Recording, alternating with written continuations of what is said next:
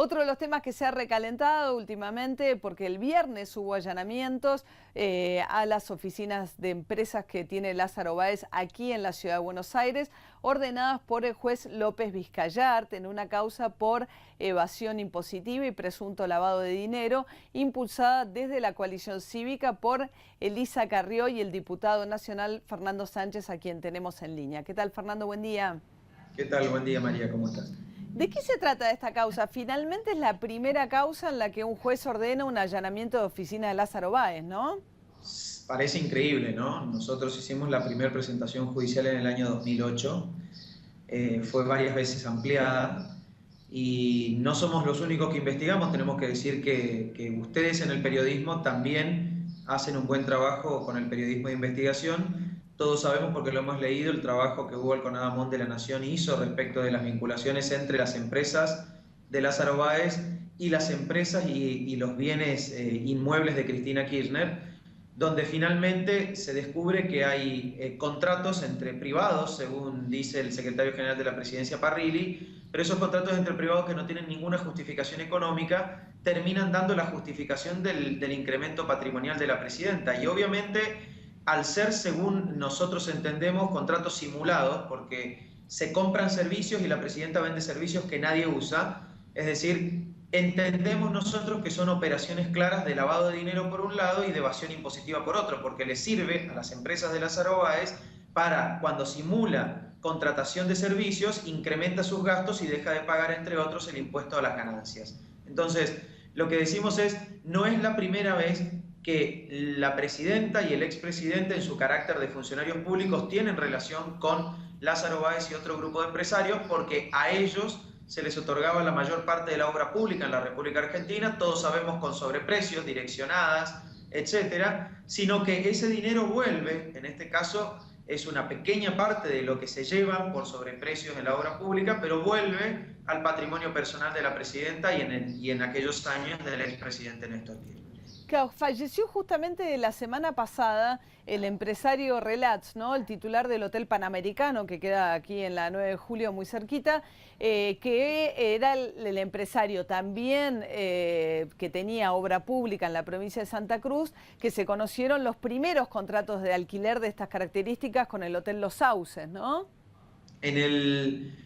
Buena pregunta, María, porque a la investigación de Hugo Alconada hay que agregarle una que nosotros hicimos como ampliación de esa denuncia inicial del año 2008, junto al exdiputado Juan Carlos Morán y Elsa Quirós. Hicimos una presentación de ampliación de esa denuncia cuando descubrimos que, como vos bien decías, otro grupo económico, en este caso el grupo Relats, un empresario dedicado a la explotación de hoteles, el Hotel Panamericano entre ellos, pero también a la construcción, tiene empresas constructoras muy fuerte en el nordeste argentino, tiene su origen, ellos son correntinos.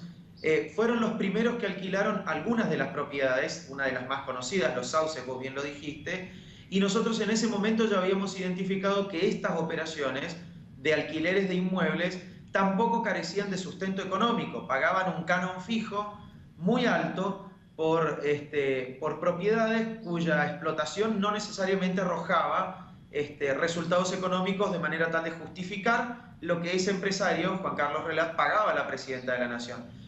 Una vez más, todos los inmuebles de la presidenta, o los más importantes inmuebles de la presidenta de la Nación, son alquilados por quienes son los principales beneficiarios de la obra pública que ella misma otorga.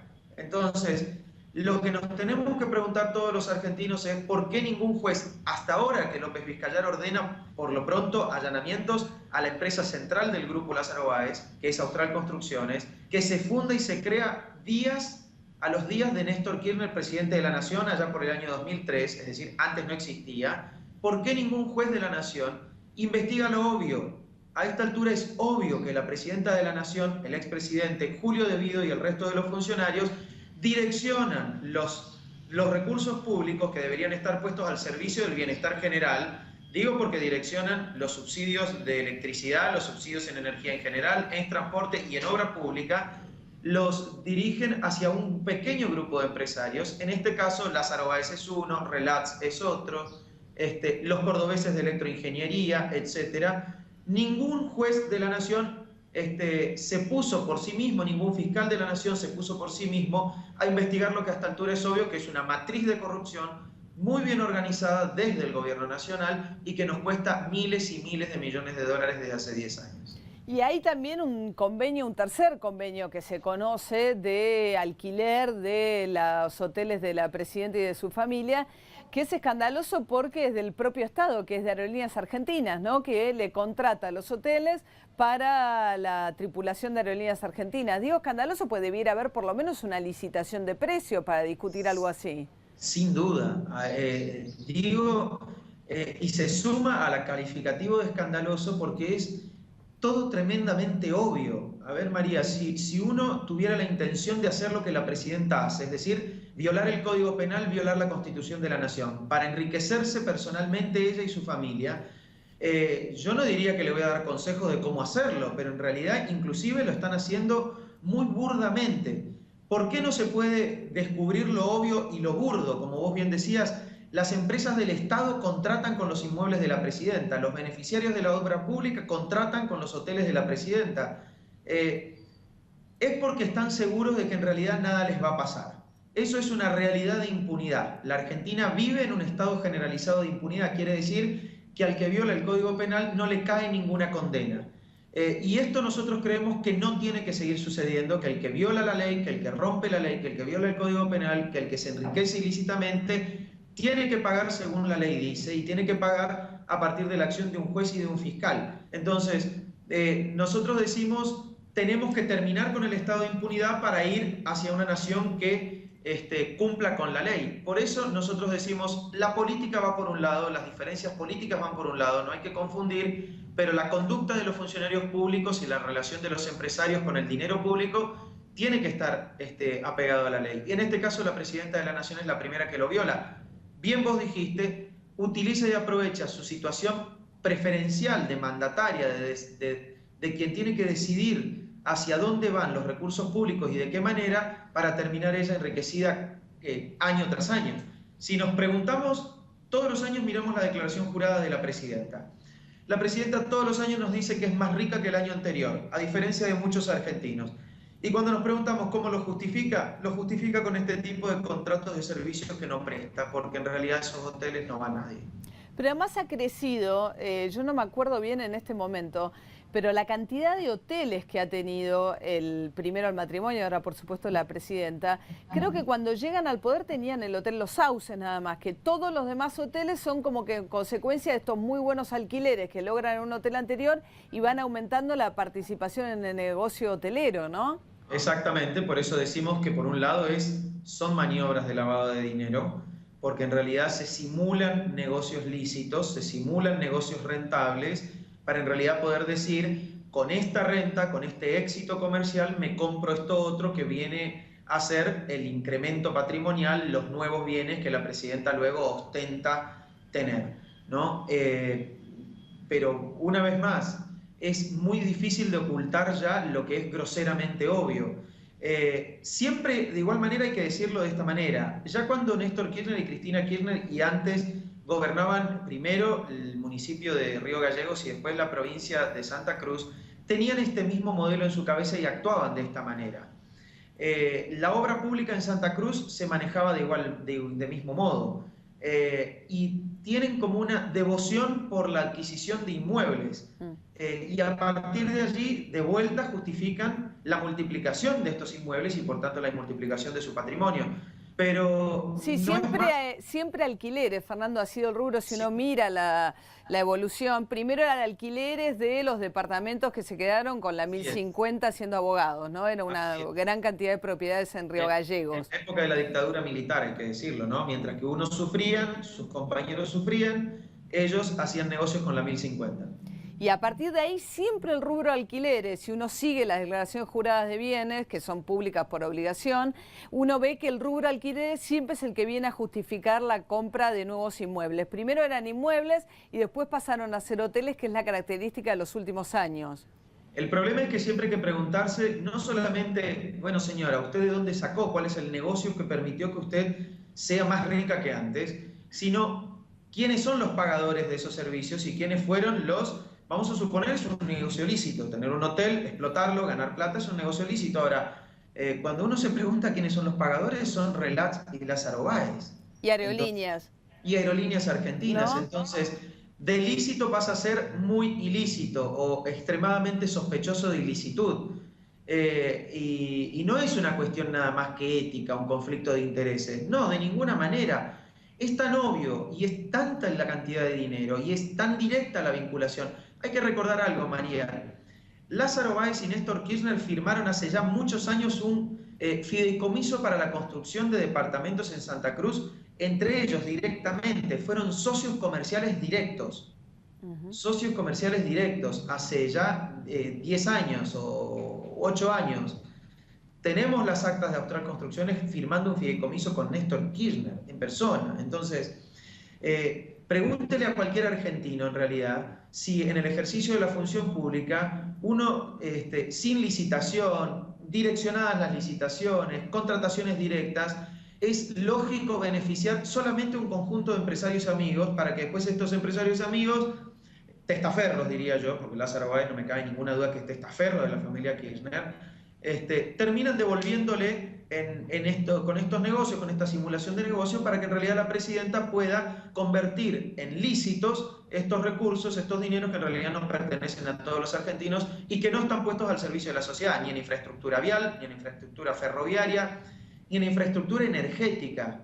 Miremos lo que está pasando estos días. Bueno, son 10 años de desinversión y de desvío de fondos. Entonces, hay que preguntarle, mejor dicho, la justicia debe preguntarle a Julio De Vido, a Cristina Kirchner, a Ricardo Jaime, al secretario de Energía, al subsecretario de Transporte, de lo que son responsables, y son responsables de mucho.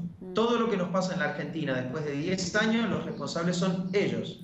¿Pudieron tener alguna noticia ustedes, diputado, del resultado del allanamiento? Si encontró el juez López Vizcayart material contable interno de la compañía en estos allanamientos. Lázaro Báez dijo: ¿por qué me allanan? Si me piden el material, yo siempre le he entregado a la justicia aquello que me ha pedido, ¿no? Sí, como en la Rosadita de Puerto Madero, ¿no? Que el juez Casanelo, muy rápido él, tardó varios meses en ordenar un allanamiento y todos vimos en los videos de las cámaras de seguridad como Lázaro Báez estaba sumamente interesado en vaciar esa financiera.